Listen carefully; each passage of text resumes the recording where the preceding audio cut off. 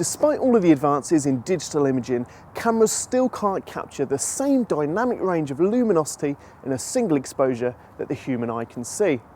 If you've ever been forced to choose between exposing for bright skies in a landscape or a much darker foreground, you'll have experienced this firsthand.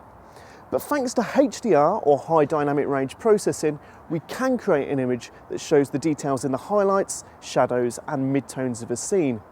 This is generally achieved through the capture and merger of 3 or more different shots, all with a different exposure.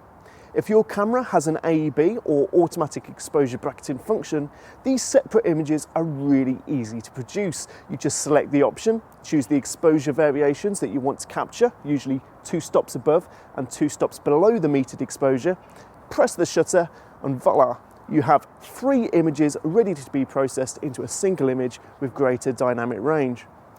But don't worry if your camera doesn't have this option. I'm about to show you a method that can be used by any camera that has the option to use exposure compensation. So first things first, let's get my camera all set up.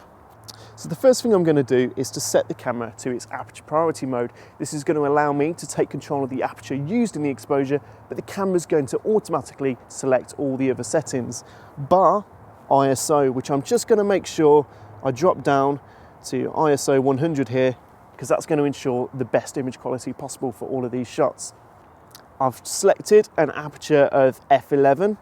That's going to be enough to keep my subject, the cathedral behind me here, nicely in focus. And I'm just going to turn on the self timer. That means now that when I press the shutter, the camera's going to have a couple of seconds just to settle before it takes the exposure and stop any camera shake in my shot.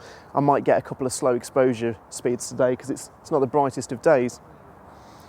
Now, the next thing to do is to focus. So at the moment I've just got the auto focus option on the camera and I'm focusing on the subject and then snapping it into its manual focus option. What this is going to do is ensure that my focus distance now remains the same for all 3 of my images. It's not going to change when I press the shutter again. So far all these settings are quite standard, but this is where it gets a little bit different. This button here is the exposure compensation button. And by pressing it down and using the dial on the back of the camera, I can force the camera to increase or decrease the metered exposure. So if I drop this down to -2 now, it's going to force the camera to take a shot that's 2 stops darker than that metered exposure.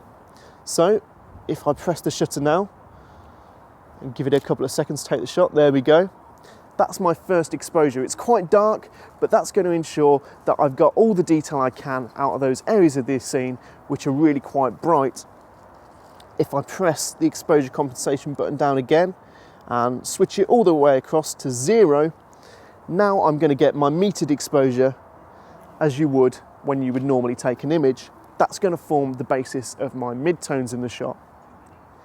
And if I press it one more time and put it up to +2, I'm now going to take a really bright image that's going to reveal all the details that would normally be lost in shadow. Now, if I drop all 3 of these shots into Photomatics or another piece of post-processing software that allows HDR creation, I can create my HDR image, which has a much wider dynamic range in there. There's going to be more areas of detail in the highlights and more areas of detail in the shadows.